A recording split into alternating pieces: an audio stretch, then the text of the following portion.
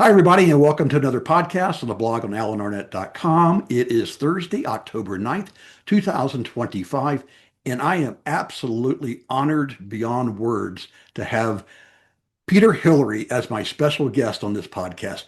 Hi, Peter. How you doing? I'm doing well. Thanks for having me, Alan. Yeah. How are things down in Auckland? Well, after that long flight, because after I saw you, it was over to New York and then the 18-hour flight into the westerly wind across Mexico and Tahiti all the way to New Zealand. It's long haul. Was that on Air New Zealand? Well, there are two people who do it, Qantas and Air New Zealand. Ah, okay, okay. Is that like an A350 or not one of the big jets? It was the Dreamliner, the Ah, 787. all right. Well, good. At least you were comfortable, I hope. Yeah, Yeah. that's a long way to go. I've been down to New Zealand twice. Absolutely fell in love with the country. It's just a beautiful place. I intended to go to the North and the South Island. Spent most of my time on the South Island, tramping around there. So Yeah. probably not unusual. Yeah, well, look, South Island, I do think, and I know I'm terribly biased, but I think it is one of the most gorgeous places on the planet. There's lots of really gorgeous places, but it's certainly one of the best ones. Yeah, that whole Milford Sound. And actually, that's the first time I ever took a helicopter and first time I ever actually stood on a glacier. It was in New Zealand on the South Island. Wow. Okay. Fond memories of that. So you're a man who needs no introduction, but so I'll keep this short and we can get into the conversation. But obviously, your dad is Sir Edmund Hillary, first man to summit Everest. And I'm going to ask you who was first. Well, I'll save that for later. But Peter, you've been on 40 major expeditions in your life. I think you started with your dad in a tender young age of like 11. You've been all over the world. You've done some amazing things. Like I want to talk about your travel up the Ganges to the headwaters in Nepal. That was to me was just one of the most astounding stories I've ever heard in my life. Also, I'd like to talk to you a little bit about K2 and surviving K2. When I climbed K2, it's a life-changing experience for me. I think it probably might have been a life-changing experience for you as well. And then you've done some crazy stuff like, going down to the North Pole and up to the South Pole, up to the North Pole, down to the South Pole, however we say up and down with our hemispheres, jet boating, shark frenzies in the Coral Sea, and on and on and on. And even now you're still doing adventures. What is it? In a couple of weeks, you're going to Amanda. Yeah, up to Armadablam Base Camp. It's a fundraising trek for the Himalayan Trust for the schools and hospitals. So back up into the Himalayas. Can't wait. Yeah, and you have a long history with Amanda Blom that we can talk about. I do. So let's start off with, what I think a lot of people would love to hear you just reminisce about. And I know you've done a lot of interviews over the years and talked about your dad endlessly. And there's a picture of him over your left shoulder there, beautiful watercolor. Um, so tell us what's a big memory about your dad that stands out to you? Look, I think he was a very friendly, generous, determined, but he included people. He included his family in a lot of these adventures and undertakings, whether it was building a little school for the people in Nepal or climbing a mountain somewhere. I felt very included and involved in certainly the latter part of his expeditionary history. And that was a very engaging thing about him. But I think the enduring memory is his enjoyment of people. Mm, Bringing a group of climbers and together, the fun, the stories that were told.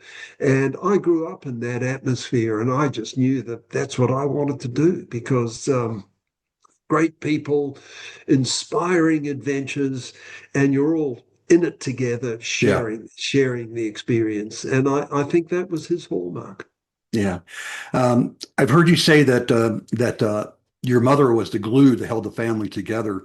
But what kind of values do you think your mom and dad instilled on you and your sisters? Look, I think there was a lot of positivity. My mother, Mhm. in particular, she saw the positives before she really would see any negatives in people. And I think that's a very healthy approach because I think these days people very often they're looking for negatives or downsides, and I think that sort of positive outlook, both in terms of a journey that you're on or people that you meet, is a pretty nice way to approach life. Yeah, very much so. And by all accounts, you're continuing to honor their legacy with what you continue to do, not only with the foundations, but also just how you live your life and how you raise your family. Um, so I guess you and Alexander Klein, you went on a couple of expeditions together, right? Well, we've done quite a few climbs. The most recent one was climbing Mount Aspiring in New Yeah, Zealand, which is the Matterhorn of the South. right. And for father and son to be up there and have my son leading all the rock Oh, pictures and is I mean, it was just a magical time. We got locked down in a storm in a mountain hut for 2 days after the climb, and then managed to get ourselves out of there in fairly marginal weather, rappelling down some steep slabs into the head of the valley. But no, a great father and son adventure. You need that sort of time to yeah. have the conversations and just enjoy each other's company. Did he ever look at you and say, "Dad, you're too old for this," or you look at him and say, "Alex, I'm too old for this"? Well, no, actually, I've come to find that it's really very handy, doing this climbing with your offspring because they're strong and fit. And when I got pretty tired on about day 5, heading out the last part of the valley, this great glacial valley, he just said, "Dad, give me a pack." And he put Oh, my pack on top of his pack, and on we went. That made quite a difference. So, yeah, look, I think as you age, you earn a few stripes on your shoulder there. And yeah, your sons and daughters can help you out. And that was a nice part of it. what a perk. What a perk. Having a son stronger than a yak. I love it. So you Yeah. did you did start climbing, or your dad started taking you guys on trips and into the deserts of Australia and is all over the Himalaya. Starting at age 11? Is that right? Well, I mean, the first time to go high into the Himalayas was when I was 11. Okay. First time in Nepal, I was 7. We'd been living in Chicago and we came home, visited the Tenzing Norgay family in Darjeeling, and then went to Kathmandu. But when we went back in 1966, it was for the opening of Kundi Hospital. I was 11. In fact, I had my 12th birthday at Tungbochi Monastery. And Whoa. my father took my mother and I up Kalapatar, which we thought was a massive peak at the time. Up there at over 18,000 feet, and then eventually up to Everest Base Camp. And that was an extraordinary experience. It really opened my eyes to a little bit of an insight into the mountain that had shaped my father so much, particularly wandering around the base camp area. You got to remember, it's 1966, there hadn't been Yeah. that many expeditions. And I remember Dad going, "Oh, look, this is an old ripped tent from our expedition." And, you could see the stuff that had been left, not just by some of the other expeditions, but by the 53 expedition as well. Wow. That must have been something else. And that left a lasting impression on you. Do you think that was a seed that you watered and later on bloomed into the tree you became? Well, look, I was already starting to think I love the idea of these adventures and the people involved in these adventures. I wasn't thinking Mount Everest or high altitude peaks in the Himalayas. That was something that sort of evolved over time. But I grew up with those campfire settings, a whole group of Dad's mountaineering friends, the conversations, the laughter around a campfire. And of course, as I grew, I participated in a lot of these. And so it just became a normal part of life and a part of life that I really loved. So I guess it was inevitable in some respects. So in other words, you never considered becoming a real estate agent or a tax accountant. You're going to become an adventurer. It was in your genes. Well, I mean, my father said, "Why don't you become an engineer?" But I remember Ah, going to university, but then looking back at my father and thinking, I think I'd rather do what you do, which is organize expeditions, build little schools and hospitals, and climb mountains. And you got to somehow find a way of making that work. And yeah. I guess, like my father, I've come up with a variety of areas that I work in that facilitate that life. Did you ever, as a family, just sit around the dinner table and did he tell stories about climbing Everest and being up there for the first time and all that? Well, he was very much a person of that's been done. Hmm. Everest was done. I mean, if he brought it up, it's because someone, from overseas that was visiting, sitting around the dining room table and going, "Come on, Ed, tell us about the summit day on Mount Everest." He went with his family. He was really more interested in what we're doing now and Yeah. what we are planning. And Yeah.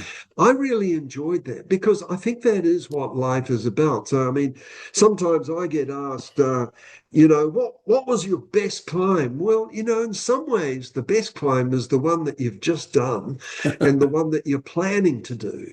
So, that climb with my son Alexander on Mount Aspiring in March of 2025, that's sort of the best climb I've been on recently. I love it. I love it. And, Um, it inspires me to think, but what are we going to do next? there's always that next mountain. I love it. In mountaineering, it's always like, hey, congratulations on whatever you did. Now, what's next? It's everybody always wants to know what's Yeah, next.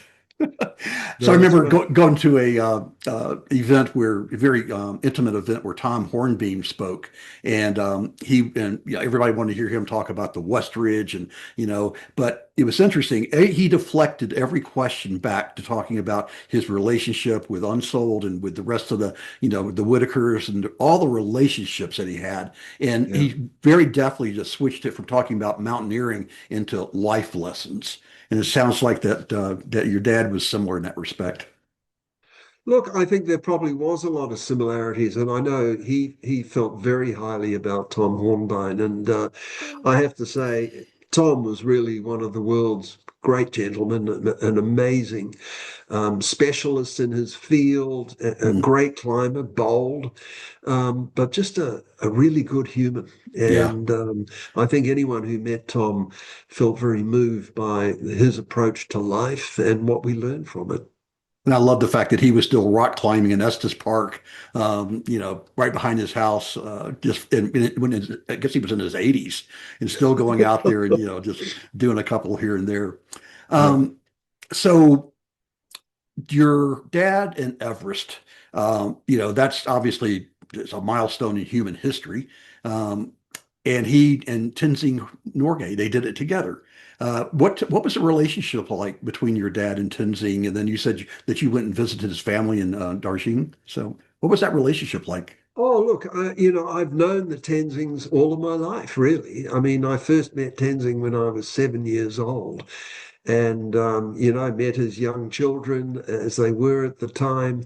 And I really like the fact that we're still very involved with the Tenzing family. I mean, we manage the legacy of our two fathers because their story is totally combined. And it's one of the magical things about that climb of Everest. It wasn't just one man or one woman who did a particular thing.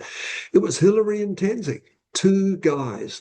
And I think what really brought them together is they both had that burning ambition. Hmm. They were both driven. They were both very strong at altitude. They had a high level of alpine skills, and they really were the ultimate team. They were in the right place at the right time, the right Yeah. people, and they managed to achieve it. And of course, when you achieve something of that magnitude, it really is one of those universal successes because it sends a message that every one of us can do more than we thought we could before. And it's that whole idea of you raise the ceiling, the realm of possibility for what we're able to do. All of humanity goes, we can climb Everest. We can go to 29,000 feet. We can climb harder than we thought we could before. And obviously, when Neil Armstrong put that boot print on the moon, it was the same thing. Suddenly, whether you lived in a small village in India or in the United States or anywhere else in the world, you go, people can go to the moon. I mean, and we live in that time. And I think that's one of the big influences we see in alpinism and climbing generally, is that we have whole groups of very ambitious young practitioners in their particular areas, pushing the parameters and expanding what human potential is, to deal with fear and exposure, but also the application of skill and discipline up on these huge peaks or vertical rock walls. And this really expands our ability, and how much we think we can do. And I think basically now we live in a time where we know that with the right application of skill and preparation, we can do just about anything. It may take a while, but we can do just about anything. And that's a huge change from, say, even just 100 years ago, where a lot of these sort of things, if you suggested them to someone in 1900, they're going to go, you're out of your mind. That's not going to happen. I mean, when people in 1900 went to Yosemite Valley, the majority proclaimed, no one will ever go up there. That's, you've got to be an ant to go on a wall like that. And now there are lines put up by great climbers all over those great rock walls. And so it is, in the Himalayas, which is in many ways the ultimate alpine climbing destination, for the height and the steepness and the savagery of the weather. It's tough country. I think I read a quote where you, when you summited in 2002, you called your dad from the summit. And tell us about that experience. Well, it was a filming expedition for National Geographic, and the film was to celebrate the 50th anniversary of the first ascent of Mount Everest. And, of course, it was the beginning of satellite telephones. So I had one of those handheld Iridium satellite telephones. It was a chunky sort of device. But, getting up to the top of the mountain, I had the special telephone number and plugging in the number and, suddenly finding I'm talking to a journalist, and then I'm actually talking to my father at home in New Zealand. It was pretty magical experience. And, Dad had seen all of this evolve as well. So, we just accepted it really for what it was. But it was a pretty magical moment. And I'm so thrilled to have that footage of Pete Athens was filming me on the summit of Mount Everest. My wife, Yvonne, had organized a film crew to come and film Dad on the other end of the telephone. So it's a wonderful conversation to have. And didn't somebody ask you, how does it feel to walk in your father's footsteps? And you quipped. Yes, how does it feel to follow in your father's footsteps? And, I felt a bit despondent at that, standing on the summit of Mount Everest. And I'm looking around, for inspiration. And suddenly, to my amazement, something did occur to me. And it was, I've had a thoroughly good look around up here, but I can't see Dad's footprints anywhere. And of course, that's what he printed in the newspaper. So. I love it. I love it. That's almost like a because it's there type of a quote. You think that Alexander will ever go climb Everest? Yeah, well, actually, both of my sons have been keen to go. And in fact, we were doing a preparatory climbing expedition. They climbed Armor de Blam and just before the beginning of the pandemic. the COVID-19 pandemic, and we were scheduled to go to Everest in March, April, May 2020. Oh, Well, the world shut down. So that was the end of that. And we've been trying to put it together since then. They're still looking at doing it. So I guess we'll see. one day, one day. So let's talk about your adventures.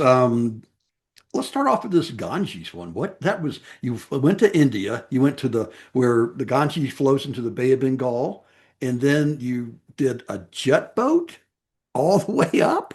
Well, Dad loved using new equipment. And, a friend of his was the son of a man who invented jet boats, a high country farmer in New Zealand. And they decided to put a number of expeditions together up Himalayan rivers. The first one went up.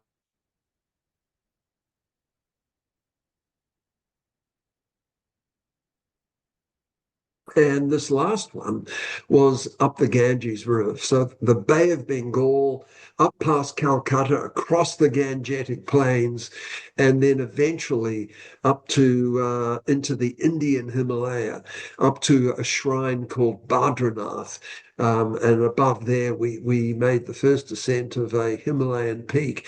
And it really was, I think, for me and for my father, perhaps the best expedition of them all. A Wow. great group of people. We had Indian members, Nepalese Sherpa members, and a group of New Zealanders and Australians. We had so much fun. The welcome of the local people across the Gangetic Plains, the huge white waters of the Himalayan foothills, and then the mountaineering to finally climb the peak. It really was. It had everything. It was an extraordinary trip. And didn't you take some water from the Bay of Bengal in a little capsule of water, and then put it at the very top where it Yes, we begins? were big into symbolism, Alan. So we had a little copper vessel. We put some water in the Bay of Bengal near the where the river came out Yeah. and sealed it up. We carried it all the way up the expedition. And when we got to the summit, I opened it and poured it out on the summit of this peak, Akash Parbat, at about 20,000 feet, so it could restart its journey to the sea. So. It reminds me of that great line from Meryl Streep in Out of Africa when she's talking to her partner there and about damming up a stream so they can get water for the coffee fields. And he says, ma'am, you cannot dam the water. This water must go home. So your water from the Ganges must go home. It must go home. Yes, wonderful line. Um, K2, yeah, infamous mountain. You've had a lot of challenging climbs with between weather and injuries, but that one, that one you got within what, 200 or 300 meters of the summit, and then weather moved in. Yeah, I mean, look, the weather was changing. We could see that, and we felt we had a window. But I mean, the beginning of the day it was very deceptive, kind of seductive. It was a Yeah, beautiful day, and it was cold and clear, but it was an intense cold front coming in from the north. And cold fronts sort of come in low, so the weather issues were below us. And so we just kept on going. And in the end, I was up, in the bottleneck, and it was starting to snow, and cloud was going, sweeping, curling over the top of K2. And I just had a bad intuitive feeling yeah, about it yeah. and decided I would go down. So that was from just over 26,000 feet. And but seven of the other climbers, two from our team, and the remainder from a Spanish and an American British team, carried on. And the weather got worse and worse. I'm going down on my own. I'm eventually in whiteout. Um, Descending off the shoulder of K2, reversing down those steep ice faces, just soloing down. Didn't really know where I was a lot of the time, and Yeah. then miraculously finding the top of the Black Pyramid where we had a fixed rope, clipping into that. And just after clipping in, I'd gone 20, 30 feet maybe, and the storm really started. It was pretty nasty up to then, but at that point, I think it was blowing 100 knots. And if I was not on that rope, I would have been spat off that mountain in the same way that the climbers up above were spat off. So it was a pretty brutal finale, but I mean, I didn't know I was making the right decision. Yeah. You go, well, I've made that decision. But it was definitely a case of when you look back on it, it was one of the best decisions I've made. Yeah. Yeah. Survive for another day. Yeah. Reminds me of that Allison Hargrave story, when they got blown off the ridges by the high winds. Well, that was the same time. Oh, the same one. Allison, Okay. yeah, and Rob Slater joined our expedition for that summit push, and we were all camped together on the down at Camp 2, and Okay. then moving up on the mountain. So Yeah. Wow. So your climbs have not been by some of these climbs not been by the regular, trade routes, if you will. Like you made an attempt on Everest up the West Ridge, yeah. and then on Amana Blanc, you decided to forego all the normal routes and just go straight up the middle. Well, we wanted to do, this was in a time of a lot of wonderful experimentation and, trying new lines and alpine style technique, going super lightweight, no fixed ropes, and a fair amount of soloing. And so we actually felt we had the mountain in the bag. We had it done. We got to 21,000 feet. We're just veering out to the left to a sort of an icy extrudance that we would actually camp on for that night, just bivouac out on. And just as we're moving out towards it, that's when we got hit by an ice avalanche, and which of course precipitated 3 days of sitting on ledges, rappelling down ropes that would put down and then pull through and then descend again. Until we got down to the bottom of the mountain. So, but one of the climbers was killed. I was Wow. very badly injured.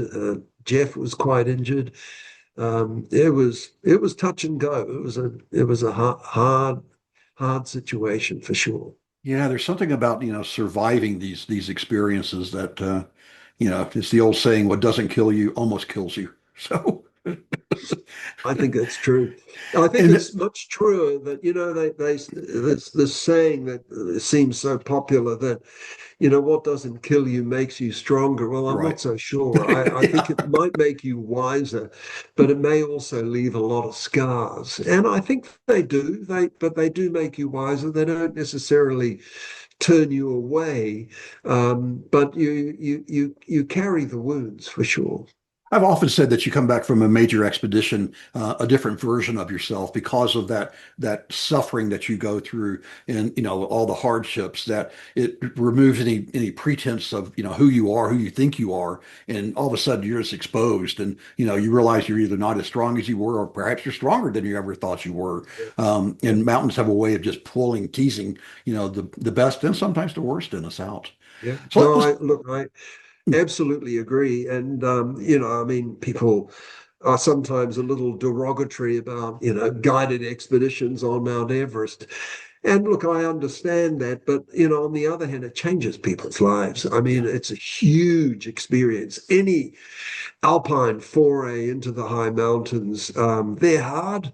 And they make you learn a lot about yourself, and you are changed forever. I mean, I think, it's like if someone's done a master's degree or a PhD, well, once you've climbed Everest, you can go PhD and an E for Everest after your I name, like it. because it changes you. Just like, spending many years getting a PhD, going on big expeditions, they're hard.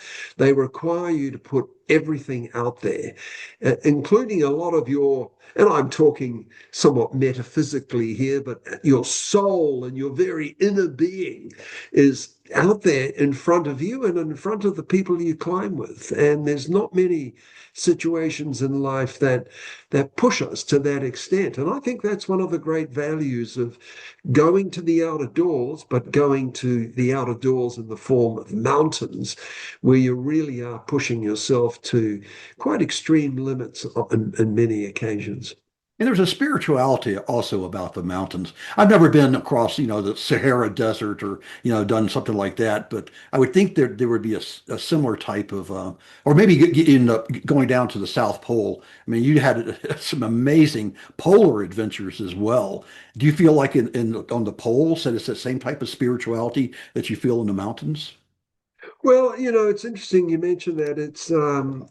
I'm thinking of Wilfred Thesiger and his journeys across the empty quarter of the Arabian sands. And Yeah, look, I think, you're out there, you're on the edge of what we're able to really cope with and survive in nature, whether it's yeah, the sands of Arabia or great mountains or heading across the icy wastes of a place like Antarctica. You've got to get things right. You've got to make yeah, critical judgments.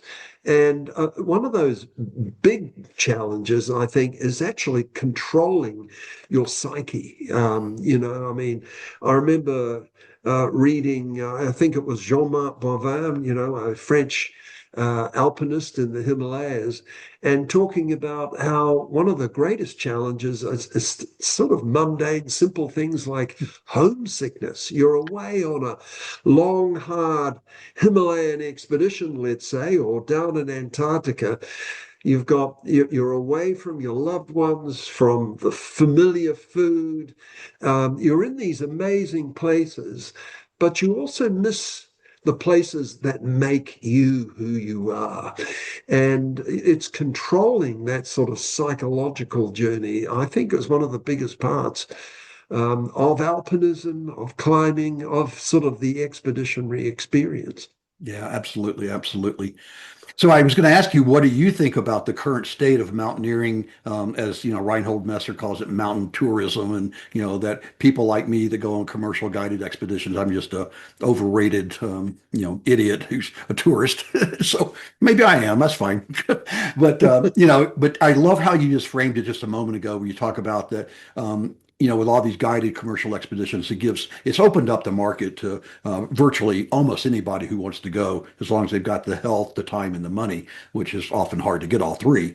Yeah. But what do you think your dad would think about the current state of, like this year we just had like 800 people summit Everest, more Sherpas are summiting than customers, clients are than ever before, higher use of supplemental oxygen, almost 98% goes on the trade routes. Very few people are trying like to do what Yost is Yeah. doing on the West Ridge in the wintertime. How would he frame this whole environment right now? Well, he was pretty negative about some aspects of it, and I know Reinhold was as well. Particularly, when there were the stories of climbers filing past an injured climber or someone who's obviously starting to get, bad cerebral edema or whatever. And I think that raises some real concerns. Mhm. That approach to things. I suppose it's a bit like what our lives are like back home. If you see someone lying on the footpath as you're driving home on a winter's evening, some people will stop and try to find out what's going on. And a lot of people will go, oh, look, he's had too much to drink or he's whatever. They won't just let someone else do it. And, maybe we are getting a bit removed from each other. And I think for my father, it's like if one of the members of that British team and the Nepalese Sherpas who are on it is lying down somewhere, everyone to go over and instantly do something about it, because they were part of the team. And Yeah. so he struggled with that situation. Look, I think I understand Reinhold's description of, I mean, it's sort of mountain tourism. But again, the people who have these experiences on guided climbs, they're huge experiences. They change their lives, and you've got to put a lot of effort into it. Now, I mean, we need to differentiate. If you've got a group of young, brilliant climbers who go up and do a beautiful alpine style climb on the West Ridge or maybe on the southwest face or something like that, Well, we need to applaud that because Yeah. it is the real deal. It's the sort of stuff that changes our perspective on what is possible in the same way that my father and Tenzing did when they made the first ascent. So if you have a couple of brilliant climbers who climb the West Ridge or a version of it in beautiful alpine style, it sends a powerful message. And it's obviously many times more significant than being guided up the standard route on Everest. But that doesn't take away from the experience of those individuals Right. who climb Everest, following the Hillary Tenzing route to the summit. It changes their world. And that is totally valid. I think it's fantastic. And I want to see more people go out, not just climb the same route on Everest. Go to Manaslu, go to Broad Peak, climb other beautiful 7,000, 6,000 meter peaks across the Himalayas, go to remote areas in Western Nepal, have great adventures. And look, I'm really pleased that the Nepalese government is opening up some Hmm. more of their peaks. I've been trying to convince both the Nepalese, the Pakistanis, and the Indians actually to throw away that rule book of climbing, and maybe with the exception of Everest and K2, because they are sort of magnets to just because of their Yeah. notoriety Yeah. in many respects. But, it's like just open it up. And I think it will open up alpine tourism. It'll benefit a lot of those remote areas in Nepal. More people will go there. A lot of those young, motivated climbers who don't have much money will suddenly go, I can go to Nepal, as opposed to having to pay all those upfront Yeah. fees and bureaucratic requirements. So I would love to see that. And hopefully, this is a trend that's going to expand, certainly in Nepal, from what we've recently seen. Let's use as a segue to talk about your work with the foundations, because you're talking about advocating with the various country governments to open up their mountains. In the same way, with the Himalayan Trust, you continue to carry on the work that's been going on since, when did your father start it? In the 60s? Yeah, it really started back in 1960, and he built the first school up at Kunjum in Yeah. in that part of the Himalayas, and in 1961. So, and of course, the petitions kept coming, and Dad built 42 schools, hospitals, medical clinics, Wow. water systems, and other infrastructure up there. But he loved it. And I Yeah. think the wonderful thing about the story is there's a lot of people who go to the mountains, they have these huge experiences, but not enough of them go back to connect with local people, to give something back. And I think that really is a wonderful part of the hallmark and legacy of Edmund Hillary, is that he heard those requests. He felt a responsibility. He kept coming back, collaborating with the locals and providing things that they wanted. And they were good things, schools for their children, Mhm. clinics for local villages to get more modern healthcare. And, I think it's an important part of what I like to think of as our lifetime portfolio. Portfolios are not just something that's organized by your stockbroker on Wall Street. It's a life portfolio. You've got family and family adventures, and you've got your business and balancing the books, paying the fees for the kids to get an education. But it's also being generous to others. And I felt I was very fortunate to grow up in a family that had an outlet for that. And it was going to Nepal, building schools and hospitals. And it's something that I and my son Alexander continue with. I'm the chair of the Himalayan Trust. Alexander's the general manager. I'm Right. on the board of the American Himalayan Foundation as well, and a number of others, and very proud to continue with that work, the fundraising, and being able to allocate funds to good projects up there in those high villages. As we begin to wrap up here, we're going to finish it with talking about the fundraising efforts and some of the things that you do with the treks that you lead into Nepal. But let's fast forward from the 1961 founding of the Himalayan Trust to 45 years later, 2015, and you were in Gorak Shep when the infamous earthquake hit. And I was up in the Western Cwm when the earthquake hit up at Camp 2.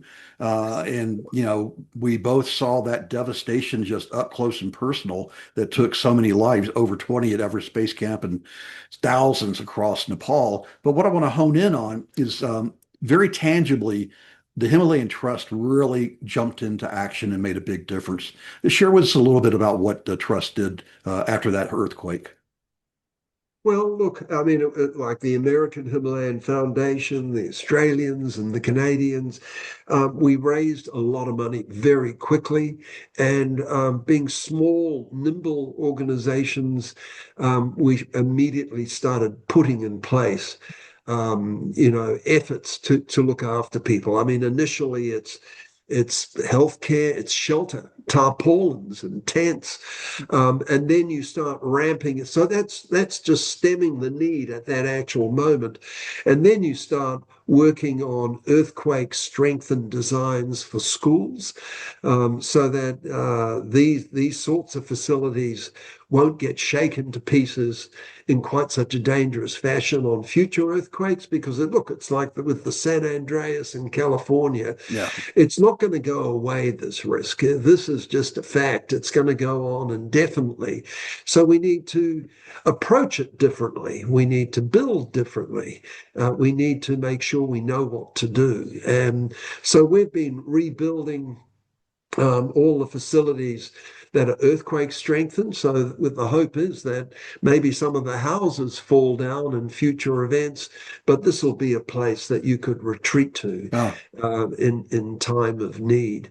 And then really focusing on the real key, which is education for the kids, getting the schools up and operating again. I think that's the important thing, so that parents can get on with their businesses, whether it's in trekking, or farming or whatever they do, so that they can get normality again. yeah, great. Perfect. Perfect. Yeah, it's a good thing that it was fortuitous that that earthquake occurred on a Saturday, whereas, the schools weren't in session because it could have been even worse than what it was. That's right. So, yeah, so you're still out there running, guiding treks, and like you said, you're going to Amanda Blam, and you've got a trek to Everest Base Camp as a fundraiser. Tell us a little bit about how we can help support the Himalayan Trust and perhaps any of the other foundations that you're a part of or that you passionately care about. Well, look, at the end of next year in November, I'm going to take a trek which will go up to Everest Base Camp, over to Gokyo, the beautiful little turquoise lakes, Yeah, great. over near in the shadow of Cho Oyu. And we will also visit a lot of the Himalayan Trust projects. So it'll be a fundraising trek. I'll guide it. November 26th, we're going to have a special celebration, the 60th anniversary of the operation of Kundi Hospital Oh, up there at wow. 13,000 feet. Yeah. And so we'll be a part of those celebrations for 2 days in Kundi and Kunjum before heading down again. So if there are people out there who'd like to come and join us, join me on the trek, we'd love to have you. So just have a look at the website, www.himalayantrust.org, and we'll start having information up there. That's super. I'll splash that across the screen here along with Oh, that'd be your great. your website as well. And yeah, I mean your foundation just does great things. Like the Z Foundation is another one that does great work with working and doing that. So I know that people in Nepal just are indebted to what your father started and what you and Alexander are continuing to do today. So that may sound trite, but on the behalf of humanity, thank you. I Well, think you guys are that's setting a really That's good very role nice. model. But we love what we do, and Yeah. the thanks and the collaboration we have with local people in Nepal makes it all feel really the right thing to do and a very enjoyable thing too. Absolutely. Special place, special people. And so are you, my friend. So nice to meet you again. I certainly appreciate your time, and I hope our audience enjoyed this. And I encourage you to go to Peter's website and to the Himalayan Trust and to other places. So thanks so much for joining us. Thanks, Alan. Namaste. Namaste. The podcast on AlanArnett.com is sponsored by Summit Coach, helping aspiring climbers worldwide to reach their dreams.